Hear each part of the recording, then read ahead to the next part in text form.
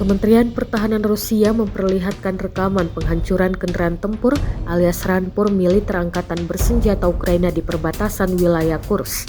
Rampur tersebut diserang oleh artileri, penerbangan, dan serangan UAV. Ledakan tampak jelas dalam rekaman drone Rusia. Rekamannya beredar di Telegram pada Rabu 7 Agustus 2024. Dalam keterangan unggahan disebutkan setelah menderita kerugian, tentara Ukraina mundur ke wilayahnya dan beberapa tentara mencoba mendapatkan pijakan di perbatasan negara. Setelah menderita kerugian yang signifikan, sisa-sisa kelompok sabotase mundur ke wilayah Ukraina.